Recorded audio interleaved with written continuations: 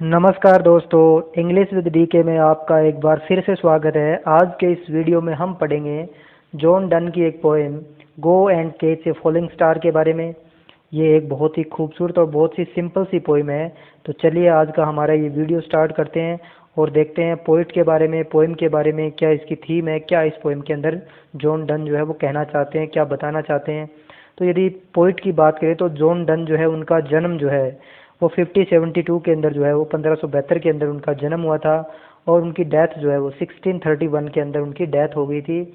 और वो बहुत ही one of the most important points के अंदर जो है उनका नाम शामिल है।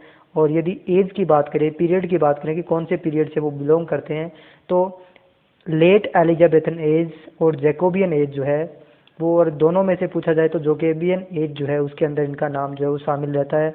और आपको जो है वो कमेंट बॉक्स में एलिजाबेथन और जोकेबियन एज का जो टाइम ड्यूरेशन है वो कमेंट बॉक्स में लिख करके मुझे बताना है। इसके साथ साथ जो जॉन डन जो है वो मेटाफिजिकल पोइट्री के लिए जाने जाते हैं। मेटाफिजिकल पोइट्री जो है वो ऐसी पोइट्री होती है जो भी फिजिकल है, जो वर्ल्ड के अंदर दिखाई देता है, उससे बियॉन्ड की जो पोइट्री होती है उसको मेटाफिजिकल पोइट्री बोलते हैं। तो इसके साथ ही यदि हम बात करें इस पोएम के बारे में, इस पोएम के कुछ कीवर्ड की बात करें, तो ये पोएम जो है वो 1633 के अंदर जो है इसको पब्लिश करवाया गया था। यानी जॉन डन की डेथ के 2 साल बाद सॉन्ग्स एंड सोनेट्स नाम का उनकी एक कलेक्शन जो था उसके अंदर इस पोएम को पब्लिश करवाया गया था। और शुरू में इस पोएम का कोई जो टाइटल जो है वो सॉन्ग नाम से इसका टाइटल था और बाद में इसका जो है वो टाइटल जो है वो go and catch a falling star के रूप में सामने आया। तो ये जो है उनकी डेथ के बाद में लिखी गई है, इसलिए इसको ऐसी पोइट्री को बोलते हैं पोस्थोमसली जो है वो बोलते हैं।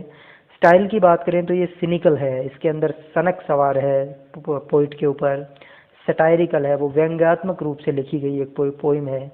और रिवेंज, ये तीनों बातें बदले की भावना से लिखी गई पोइट्री जो है वो लगती है। इसके अंदर वो रिवेंज लेते हुए दिखाई देते हैं। यदि इसके स्ट्रक्चर की बात करें तो ये जो पूरी की पूरी पोएम है उसमें 27 लाइनें हैं और 3 स्टेंजा है और प्रत्येक स्टेंजे के अंदर 9 लाइनें हैं। और उसकी राइम स्कीम की बात करें तो ए बी सी सी और डी डी डी जो है इसकी राइम स्कीम है। और थीम की बात करें तो इसकी जो थीम है वो है वुमेन्स इनफिडिलिटी। यानी वुमेन की इनफिडिलिटी जो है, गद्दारी कह सकते हैं आप। इनकंसिस्टेंट ही, वुमेन जो है वो कभी भी कंसिस्टेंट नहीं होती है, वो एक जगह टिकती नहीं है। इसके अलावा उसकी जो फिकलनेस जो है, यानी बेवफाई के बारे में जो है ये पोइम जो है वुमेन को गलत सेंस के अंदर ये प्रेजेंट करती है। तो ऐसा ऐसा माना जाता है कि जॉन डन जो है वो किसी के साथ प्रेम में थे और किसी महिला ने उसको जो है वो धोखा दे दिया और उससे बदला लेने के लिए, रिवेंज लेने के लिए जो है उन्होंने इतनी जो है वो कठोर पोइट्री का जो है वो निर्माण किया। उन्होंने ये कठोर पोइम जो है वो लिखी। seem to endorse the misogynistic belief that all women, और इसके अंदर जो है वो मिसोगाइनिस्टिक का मतलब होता है जो महिलाओं से घृणा करने वाला जो होता है, वो बिलीफ यहाँ पर दिखाई देता है, वो विश्वास यहाँ पर दिखाई देता है।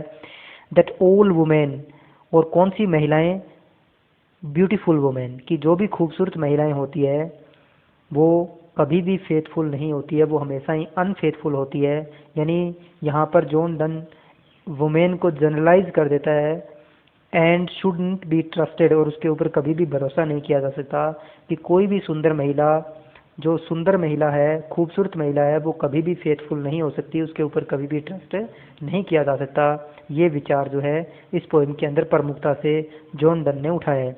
तो पहले पोएम को लाइन बाय लाइन पढ़ते हैं और उसके बाद में इसमें कौन कौन से फिगर ऑफ स्पीच जो है वो यूज हुए हैं वो वीडियो के लास्ट में हम डिस्कस करेंगे। देखें तो go and catch a falling star, तो पहला जो स्टेंजा जो है उसके अंदर जॉन डन जो है वो जो सुनने वाले जो है या जो रीडर्स जो है उनके सामने 7 इम्पॉसिबल टास्क जो है वो रख रहे हैं कि 7 ऐसे कार्य जो असंभव होते हैं, तो उन कार्यों के बारे में बता रहा है। और वो अपनी बात को कंफर्म करने के लिए ये 7 कार्य जो है वो जो रीडर जो है उनके सामने रख रहा है कि go and catch a falling star, कि जाओ और गिरते हुए तारे को पकड़िए आप।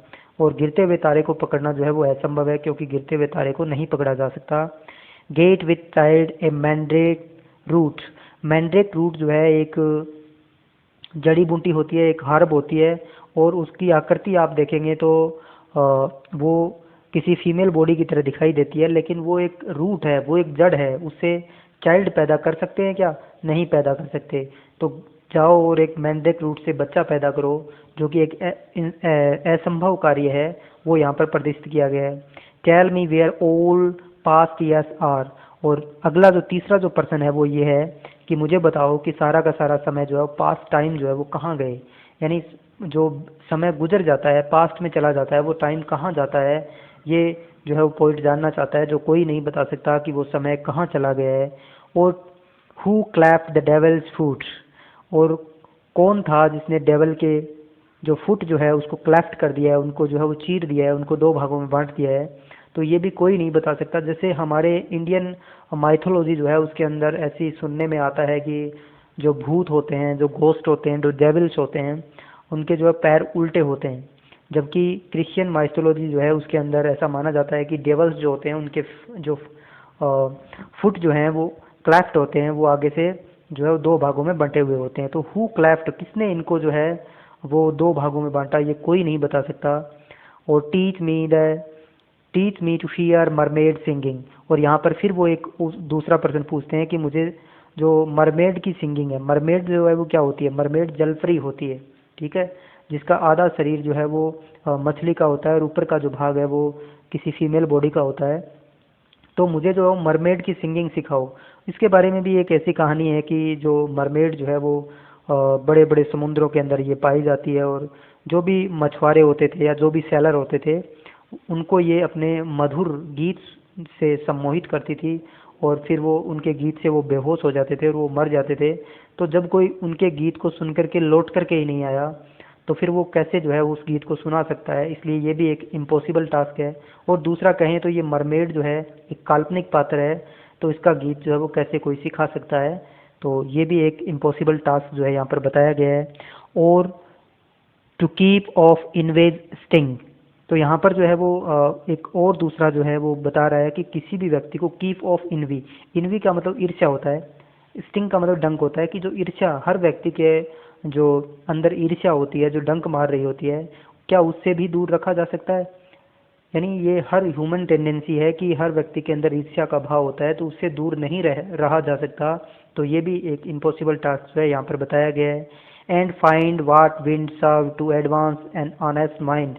और मुझे बताइए वो कौन सी हवा है जो ऑनेस्ट माइंड की सेवा करती है, जो उनको आगे बढ़ाने का काम करती है। यानी इस वर्ल्ड के अंदर जो है वो ज़्यादातर जो एडवांस वही लोग होते हैं जो बेईमान होते हैं, जो ऑनेस्ट नहीं होते हैं। तो ऑनेस्ट को बढ़ाने वाली ऐसी कोई हवा जो है वो यहाँ पर नहीं है। तो मुझे ऐसी हवा के बारे में बताइए। तो 7 इम्पॉसिबल टास्क जो हैं, पहला है गिरते हुए तारे को पकड़ना, दूसरा जो है वो मैंडेट रूट से बच्चे पैदा करना जो संभव नहीं है, और तीसरा कार्य ये है कि जो सारे के सारे पास्ट ईयर कहाँ चले गए हैं इसको कोई नहीं बता सकता। चौथा कार्य है कि डेवल्स फूड को किसने क्लैफ्ट किया है, किसने उसको जो है दो भागों में बांटा है, तो ये चौथा कार्य हो गया।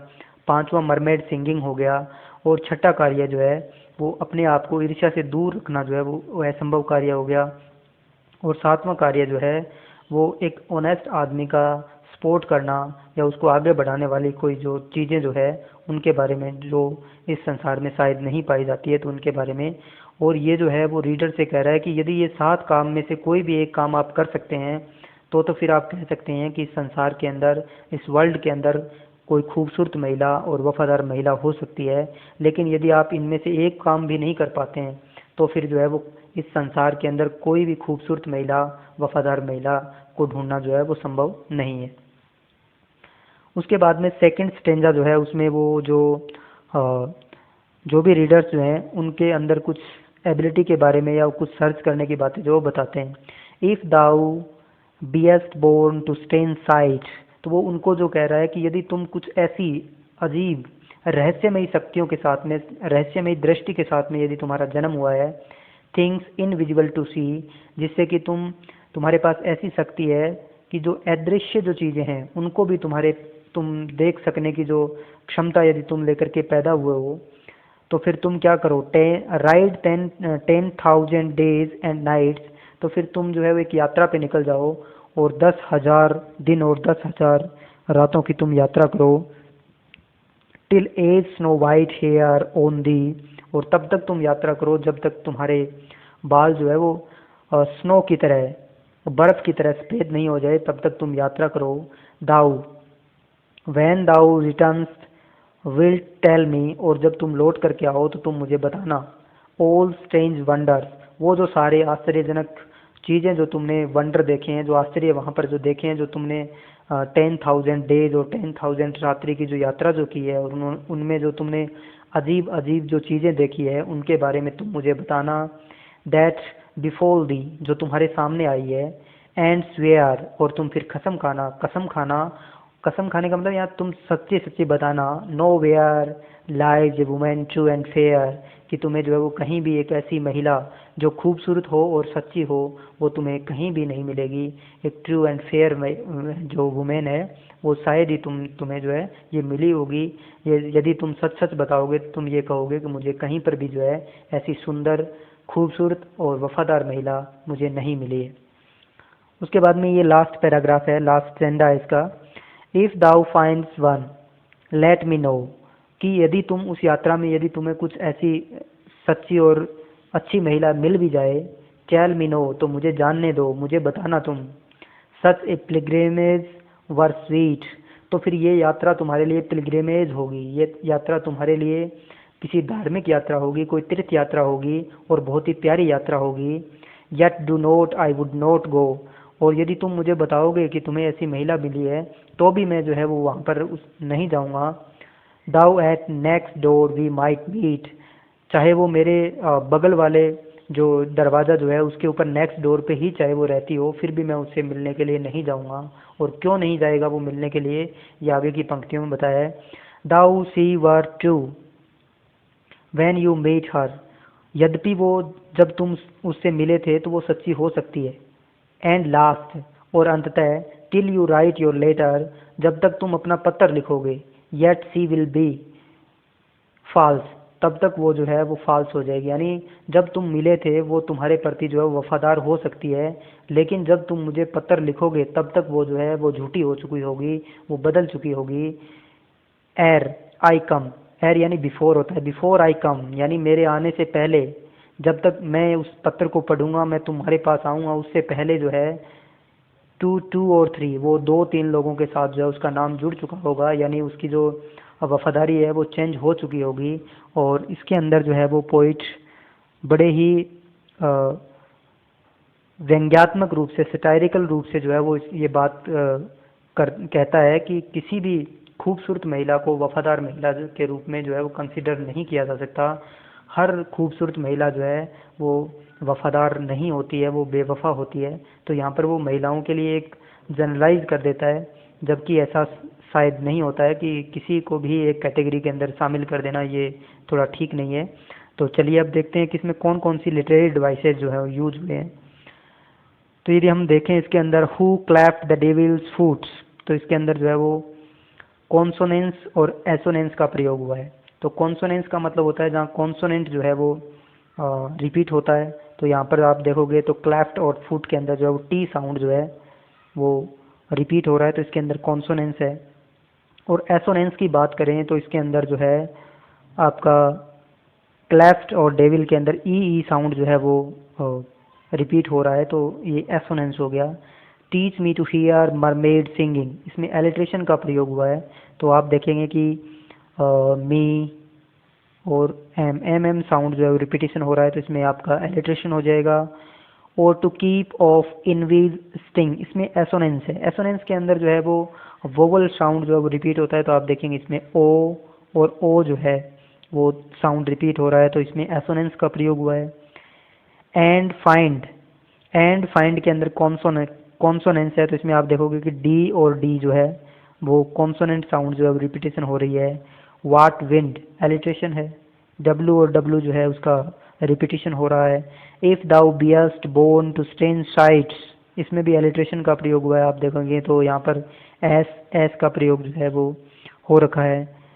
इसके अलावा आप देखेंगे राइट 10,000 डेज एंड नाइट, कि 10,000 दिन और 10,000 की यात्रा जो है, तो वो 10,000 जो है वो हाइपरबली का प्रयोग जो है यहाँ पर आपको दिख रहा है।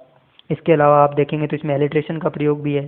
ठीक है, इसमें एलिट्रेशन का प्रयोग कहाँ है, आप मुझे बताएंगे कि कौन से दो शब्दों के अंदर जो है इसमें एलिट्रेशन का प्रयोग किया गया है। तो ये मैं आपके लिए एक पर्सन के रूप में छोड़ देता हूँ। तो उसके बाद में देखें सच ए पिलग्रिम वर स्वीट, इसमें भी एलिट्रेशन का प्रयोग है। इसमें आप देखेंगे तो सच का एस और स्वीट एस एस साउंड जो है वो रिपीट हो रही है। उसके अलावा दो at next door we might meet alliteration का प्रयोग जो है इसमें एम एम साउंड जो है वो रिपीट हो रही है। Though she were true when you meet her, anaphora का प्रयोग जो है एनाफोरा। तो एनाफोरा क्या होता है भी, एनाफोरा होता है जब भी किसी पोइम के अंदर दो प्रारंभिक शब्दों का रिपीटिशन होता है, दो दो जो है वो दो वर्ड जो रिपीट हो रहे हैं तो उसको एनाफोरा बोलते हैं। At last till you write your letter, इसमें भी एलिट्रेशन का प्रयोग है। तो इसमें एलिट्रेशन का प्रयोग लास्ट लेटर, तो एल एल साउंड जो है आप देखेंगे तो यहाँ पर एलिट्रेशन का प्रयोग हो रखा है। फॉल्स एर आई कम टू टू और थ्री, इसमें एलिट्रेशन दिख रहा है टू टू थ्री, तो टी टी टी जो है वो आपका यहाँ पर रिपीट हो रहा है। तो ये एलिट्रेशन हो गया। और इसी के साथ हमारी ये खूबसूरत सी पोइम जो वो समाप्त होती है। और यदि आप फिगर और लिटरेरी जो टर्म्स हैं या फिगर ऑफ स्पीच के बारे में यदि आपको वीडियो चाहिए तो आप कमेंट बॉक्स में मुझे बता सकते हैं, इसके ऊपर मैं एक सेपरेट अलग से एक वीडियो बना दूंगा। तो वीडियो देखने के लिए आपका बहुत बहुत धन्यवाद। मिलते हैं नेक्स्ट वीडियो में, तब तक के लिए